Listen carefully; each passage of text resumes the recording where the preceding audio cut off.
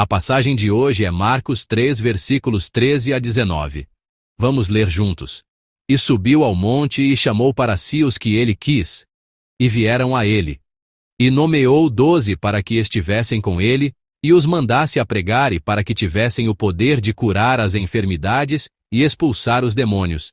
Simão, a quem pôs o nome de Pedro, Tiago, filho de Zebedeu, e João, irmão de Tiago, aos quais pôs o nome de Boanerges, que significa filhos do trovão, André, e Filipe, e Bartolomeu, e Mateus, e Tomé, e Tiago, filho de Alfeu, e Tadeu, e Simão, o Zelote, e Judas Iscariotes, o que o traiu. Amém.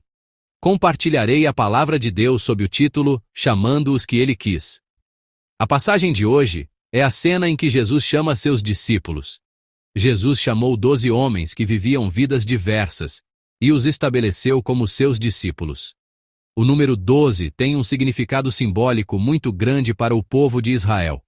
No momento em que ouvimos o número 12, não apenas nós, mas também o povo de Israel, naturalmente teríamos associado as 12 tribos de Israel. Portanto, o fato de Jesus ter estabelecido 12 discípulos significa que ele estava começando um novo Israel.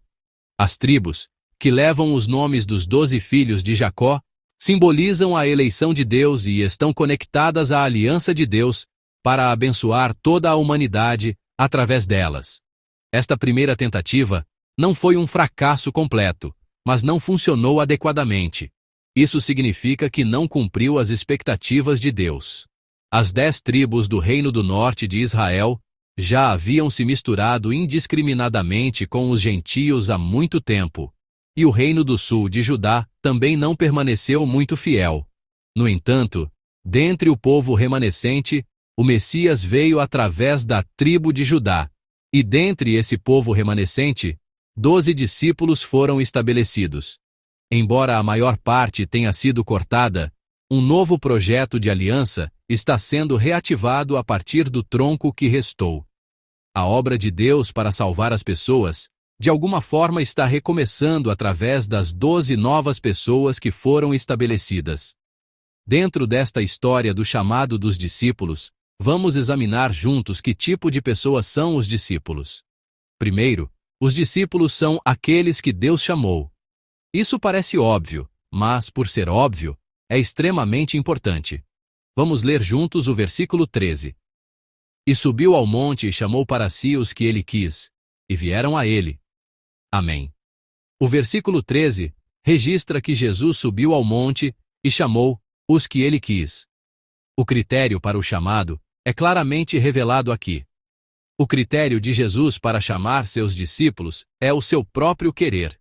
Normalmente, quando contratamos em uma empresa ou selecionamos pessoas, submetemos um currículo para verificar se os critérios de qualificação são atendidos, e então selecionamos pessoas através de um teste ou entrevista. O teste e a entrevista servem para confirmar se a pessoa é qualificada, se está no nível certo. No entanto, os discípulos não passaram por esse processo de verificação de qualificação.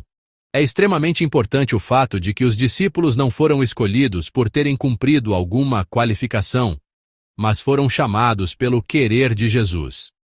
A condição para o chamado não está nos discípulos chamados, mas em Jesus que os chamou. Portanto, a aparência dos 12 discípulos não era tão notável ou especial. Embora Deus tenha escolhido os discípulos para realizar sua obra, ao olharmos para eles, vemos que frequentemente cometiam erros e mostravam suas fraquezas, a ponto de nos perguntarmos: será que eles são mesmo os discípulos de Jesus? Como nosso pastor Kang San compartilhou no último seminário para oficiais da igreja, os discípulos nos evangelhos sempre foram cheios de falhas. Nosso Senhor chama pessoas tão imperfeitas e as transforma. E Ele transforma o mundo. Ele os torna os discípulos de Atos. O mais importante em nossa vida de fé é não esquecer e lembrar que Deus me chamou. Às vezes, em nossa vida de fé, pensamos que acabamos nesta comunidade por acaso, ou que escolhemos a igreja de acordo com nossos próprios pensamentos e vontade. Há aqueles que confessam: visitei várias igrejas da vizinhança por anos antes de escolher esta. e escolhi esta igreja porque é a melhor. Mesmo assim, não somos nós que escolhemos a igreja, mas foi Deus quem nos chamou para vir à nossa igreja. Não estamos encarregados deste ou daquele ministério por nossa própria vontade. Estamos aqui pela vontade de Deus e estamos realizando este ministério por causa do chamado de Deus. Deus é aquele que não comete erros. Portanto, Deus não cometeu nenhum erro ao nos chamar. Frequentemente pensamos: uma pessoa tão imperfeita como eu é qualificada para fazer a obra do Senhor? Este não é de forma alguma um pensamento humilde. Pelo contrário, é um pensamento que nega a vontade de Deus. Nosso Senhor nos chamou porque Ele quis e nos colocou aqui. Mas dizer: Deus, o Senhor cometeu um erro, o Senhor errou, é, na verdade, orgulho, não humildade, porque é o pensamento de que Deus errou. Como Deus nos colocou nessa posição, temos uma qualificação mais certa do que qualquer outra. Deus, que nos estabeleceu, nos encherá abundantemente com a capacidade e a sabedoria apropriadas para a posição em que Ele nos colocou. É assim que construímos nossas qualificações. Os discípulos do Senhor devem viver pensando no chamado de Deus que os estabeleceu, não em suas próprias qualificações. Por outro lado, em alguns casos pensamos: fui colocado aqui porque sou bom o suficiente. Deus me colocou aqui porque sou bom o suficiente. Este é de fato um pensamento orgulhoso. Ninguém foi estabelecido por ser qualificado. Fomos simplesmente estabelecidos pela graça do Senhor. Não há nenhuma qualificação em mim, mas por causa da vontade do Senhor, Ele nos estabeleceu como Ele quis, de acordo com a sua vontade. Como Deus nos estabeleceu, não devemos viver revelando nossa própria glória e mostrando minha aparência qualificada para estar aqui. Mas devemos viver revelando a glória de Deus. Na posição em que fomos colocados, devemos revelar que tipo de pessoa Deus é, revelar a glória de Deus e confessar: Deus é tão bom, e devemos ministrar e viver de modo que todos nós possamos confessar assim. Se revelarmos nossa própria glória, mesmo que um pouco, se tentarmos fazer isso, a posição em que Deus nos colocou não será um lugar de bênção, mas se tornará um lugar de maldição. Devemos ter autoestima lembrando que Deus nos estabeleceu. Da mesma forma, não devemos esquecer que Deus nos estabeleceu e não devemos ser orgulhosos. Em seguida, que tipo de pessoa é um discípulo? Um discípulo é alguém que aprende. Um discípulo deve aprender, deve treinar. Um discípulo não se torna um discípulo naturalmente. Não se torna um discípulo apenas por ser deixado em paz. Um discípulo é alguém que é transformado através do treinamento. Em nossa passagem de hoje, os versículos 14 e 15 também registram o seguinte. Vamos ler juntos.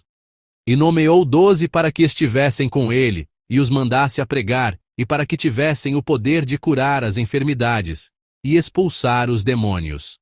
Amém. O Senhor estabeleceu 12, e Ele os fez estar com Ele. O importante aqui é que Ele os fez estar com Jesus. Além disso, Jesus os envia para pregar e receber poder para expulsar demônios. Os discípulos aprendem sobre Jesus estando com Ele, e aprendem vários ministérios, como pregar e expulsar demônios, no lugar para onde Jesus os envia. Eles são treinados. Ele não escolheu e estabeleceu pessoas que já tinham poder. Primeiro, Ele os estabelece, os mantém com Ele, e os treina para que se tornem qualificados. Ele busca preenchê-los com esse poder, essa capacidade, essa sabedoria. É assim que nosso Senhor estabelece discípulos. Esse treinamento é realizado estando com Jesus e indo para onde Jesus os envia. O treinamento não é feito como se quer. O que aconteceria se um soldado treinasse como quisesse? Esse exército se tornaria um exército que não poderia lutar de jeito nenhum. O treinamento é não fazer o que se quer, e também fazer o que não se quer fazer. Este é o fundamento básico do treinamento. O mesmo se aplica a se tornar um discípulo do Senhor. Um discípulo não vive mais da maneira como viveu até agora, de acordo com seus hábitos. Ele não vive como o homem natural, seguindo o fluxo, fazendo o que quer, especialmente cedendo à tentação do pecado, realizando sua própria ambição ou vivendo um estilo de vida preguiçoso e desordenado. Além disso, um discípulo faz o que precisa ser feito, mesmo que não queira. Coisas como acordar de madrugada para adorar, meditar na palavra de Deus todos os dias e viver guardando essa palavra. Levar o evangelho a lugares remotos, pobres e desfavorecidos, lugares onde as pessoas não querem ir. Os discípulos não têm o direito de dizer "não quero" para tais coisas. Se algo precisa ser feito, a vida de um discípulo é fazê-lo em silêncio. Para isso, eles devem ser treinados. Portanto, ir obedientemente até o lugar do martírio, como Jesus que morreu na cruz, ou viver em nossa vida cotidiana com a atitude de um mártir, com essa atitude de fé. Este é o destino final do treinamento que os discípulos recebem.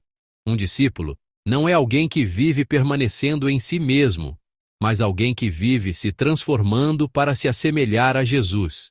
Amados irmãos em Cristo, o Senhor nos chamou. Em nome do Senhor, eu os abençoo para que vivam uma vida digna desse chamado. Não tínhamos nenhuma condição para sermos chamados, mas o Senhor nos chamou como Ele quis. O Senhor me chamou, mas não devemos ser orgulhosos por isso. Como Ele chamou a mim, que não sou qualificado, devemos viver uma vida de serviço neste ministério com humildade e gratidão. Também não há necessidade de se sentir sobrecarregado pelo chamado do Senhor. Nosso Senhor é aquele que nunca comete erros. Assim como Ele transformou um covarde como Pedro em um grande apóstolo, nós também cresceremos e amadureceremos. Para isso, devemos ser treinados. Treinamento para vencer a nós mesmos. Treinamento para nos assemelharmos ao Senhor. Devemos treinar para viver de acordo com a vontade do Senhor, não como queremos ou desejamos. Lembrando que Deus nos chamou, vivamos este dia de maneira digna do nosso chamado, gravando profundamente em nossos corações o que é a vida de um discípulo. Que este seja um dia de treinamento para se assemelhar ao Senhor. Um dia em que não fazemos o que queremos, mas fazemos o que não queremos pelo Senhor, sendo treinados e crescendo como discípulos do Senhor. Eu os abençoo em nome do Senhor.